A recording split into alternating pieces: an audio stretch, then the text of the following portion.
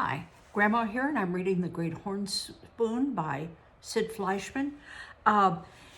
It's important to be an active reader. Now, I've told you one way, which is to ask questions and see if the questions are going to be answered.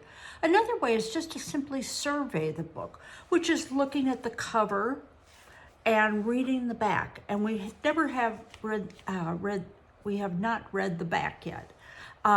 Let me show you how to wash out gold without water. Pitch Pine Billy was saying, take your horn spoon, boy, and scrape me some dirt from the crack in the rock. It's pieces like that that the Spangles like to hide. So I get the idea that this is what they call a horn spoon. That was one of the questions that we asked. Now, when you read the back of the book and you read the front of the book, and if there are quotes in the front, you read through the contents, this is called surveying the book, or pre-reading, previewing. There are a lot of different words for it, and it's very, very important, especially in books that are more nonfiction. They're a little bit more difficult to understand. But let's go with Chapter 3, News of the Sea Raven. And we have a picture here, and we can kind of predict that this chapter is going to be about the sea raven. They said before that they'd lost contact with them during a storm, but I am predicting, and that is another active reading strategy, I am predicting that they're going to see it because of the title and because of the picture of the captain looking out. The boy and the butler moved their carpet bags into a cabin with one porthole. 4 bunks and 6 passengers. A hammock was strung up for Jack, since Mountain Jim preferred to sleep on the floor with his yellow bobcat cap for a pillow. There was room for all. Shucks, he smiled. If I was to sleep in a bed, I'd think I was sick.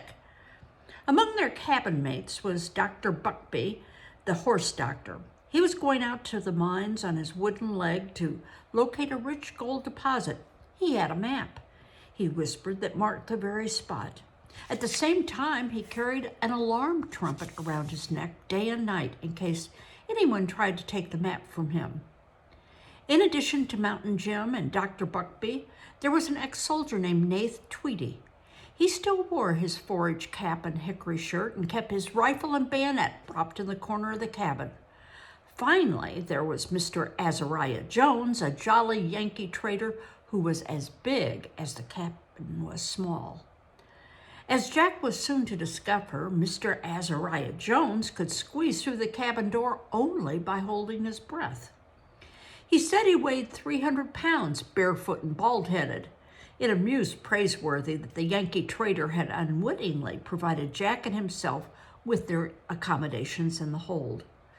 The 18 barrels of potatoes belonged to Mr. Azariah Jones, who planned to sell them in San Francisco. When all these passengers were in the cabin at one and the same time, it seemed to Jack that the walls would burst. At night, the chorus of snoring and snorting was a seagoing opera. Jack learned to fall asleep with his fingers in his ears. When a good wind was blowing and the Lady Wilma spread her sails and saved fuel, day by day the sun grew more fiery. Soon there was hardly a breath of air left on shipboard. The canvas hung limp and dispirited from the yard arms. Tar oozed from beneath the deck planking and dripped from the rigging. But with her machinery clanking, the ship went thrashing on, digging her stout bows into the equator. Wherever Jack went, Goodluck the pig came trotting at his heels. When Jack stretched out under the stern boat to add a few words to his letter, the porker found him and nuzzled into the shade beside him. Jack refused to scratch his back. I told you yesterday, he said. He must be stern. You better stop following me. We gotta stop being friends, you and me, sir. I've made up my mind. If pigs were so smart, they wouldn't eat so much. See how fat you're getting? Don't you know you're going to end up in the galley? Every time the cook sees you, he smacks his lips. Sunday dinner, that's what you are. Go away, sir. But the porker merely nudged Jack's elbow lovingly with his black snout. I told you, said Jack, I'm not going to scratch your back any more. Let me be." There was no reasoning with the porker. He promptly fell asleep in the shade, and Jack gave a heavy sigh. There was no escape for the pig. Next week or the week after, the cook would come looking for him with a meat cleaver.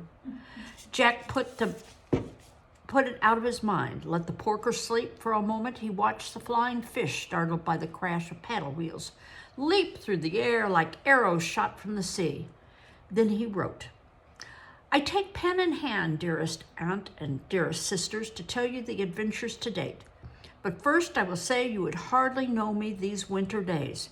I am brown to a crisp, except for my nose. It sunburns something awful and keeps peeling. Captain Swain says my nose looks like a molting chicken. We still have had no sight of the Sea Raven, so I can't tell you how the race is going. I certainly hope we win. Praiseworthy wants me to be sure to remember him to you. I see I have already said that above. He just passed by. He walks around the deck 50 times every day. He carries his umbrella for shade. Hoping you will not worry, I will confess that we had a certain misfortune at the onset of our voyage, but all is well now. I've already mentioned the judge who rolls his own cigars. We took him for a gentleman, but that was an error in judgment. He is a desperate scoundrel whose name is Cut-Eye Higgins. Imagine! But he was no match for Praiseworthy. I can tell you now that Mr. Cut-Eye Higgins had stolen our money. We had to work off our passage at the coal bins. We never complained, not once.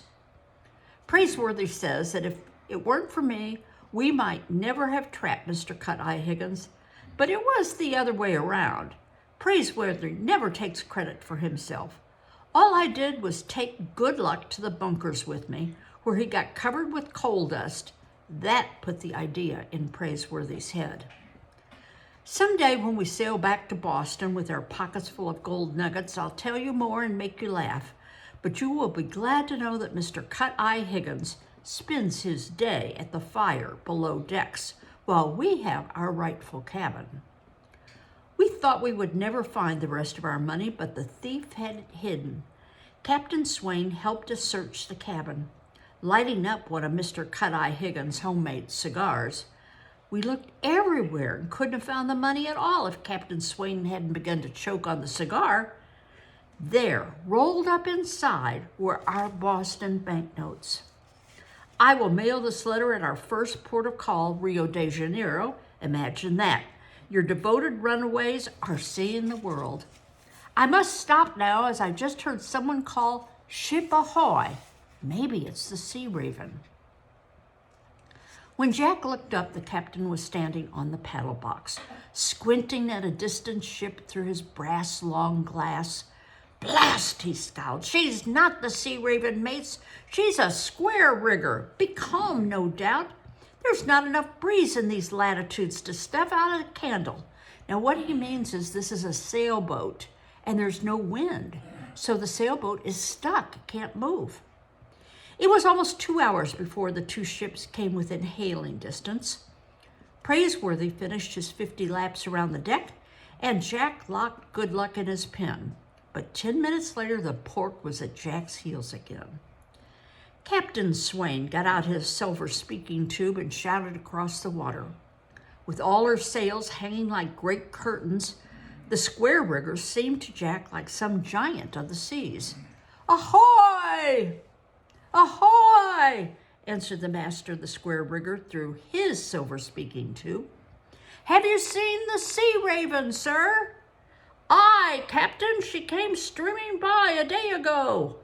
Captain Swain lowered the speaking tube from his lips long enough to say, "Blast!" The voice from the square rigger floated again. "Can you give us a tow, Captain?" "What's that?" "I've been becalmed for a week. We're 36 days out of New Orleans and bound for California." That's Grandpa. "Fever has broken out below deck, sir. The Sea Raven turned her back on us and ran. I beg you, sir, give us a tow until we can catch a wind to make a port." Jack, standing on a capstan, could tell the Captain Swain was about to order full speed ahead. But now he could be seen pacing back and forth on the paddle box, growling and grumbling to himself. Under the tropical sun, the brass buttons on his coat glowed like lumps of fire.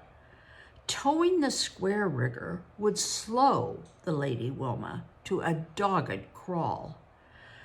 Praiseworthy, too, under his black umbrella, watched the captain. Every gold seeker aboard seemed to be holding his breath, waiting for Captain Swain to make his decision. To come to the aid of the square rigger could very well mean that Lady Wilma might be put out of the race. She might never catch up with the Sea Raven. Captain Swain rubbed his plump nose. He cocked an eye at the sailing ship with her canvas hanging dead from the yards. Then he raised his speaking tube to his lips and shouted, "Glad to help, sir. We'll throw you a hawser."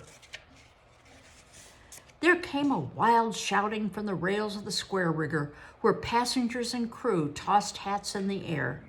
Jack couldn't help being swept up in their joy and relief, and he told himself that the Lady Wilma might yet get back to the race. If Captain Swain didn't think of something, Praiseworthy would. Within the hour, the side-wheeler was in harness like a sturdy ox, pulling her burden across the equator. The great Southern Cross rose higher in the heavens. Jack's education proceeded without books. Praiseworthy borrowed Captain Swain's brass long glass, how it's his looking glass like a telescope, and at night the sky became their textbook. They examined strange constellations and star clouds. It was a glittering landscape never seen in Boston. "Praiseworthy," said Jack, "was my father anything like you? I mean, nothing like me, Master Jack." They were silent for a moment. There were times when Jack felt a great emptiness, a loneliness not even Aunt Arabella could dispel. Even if they should find no gold in California, he was glad to be traveling with Praiseworthy, to be sharing adventures and even misfortunes. "Were you always a butler?" he asked. "Always." Jack brushed his hair out of his eyes. "I mean, if you weren't a butler, you wouldn't have to call me Master Jack as if we were at home. We're partners. You could call me Jack, plain Jack." "Oh, I couldn't do that. It wouldn't be proper. No, indeed." "But I'd like it just fine. We mustn't forget my position, Mr. Jack." "Well, but if we strike it rich, you won't have to be a butler anymore." "Oh, I shouldn't like to be anything but a butler. Not for a moment. I was born to my calling, like my father before me, and his father before him. It will please me to go on serving your Aunt Arabella. Look there, Master Jack. I believe that is the constellation of the Whale. A fine sight indeed." The two gold ships, linked together like sausages, were lumbering through the sea. On the fifth day, a puff of wind began to tug at the square rigger's jibs, and then one after the other, the topsails, the royals, the mainsails swelled out like great white clouds. "By Grab, she's caught a wind!" roared Captain Swain, leaning out the pilot window. With a general shout, the square rigger threw off the tow lines and the two ships parted. There was a final exchange of good wishes. Then the Lady Wilma kicked up her paddle wheels, relieved of her burden, and sprinted forward. She was back in the race. Well, that didn't take very long, and that was certainly kind of them to help them, even though it might have slowed them down a bit. It's always a good idea to help others. It usually pays off one way or another. All right, we'll see you next time. Bye-bye.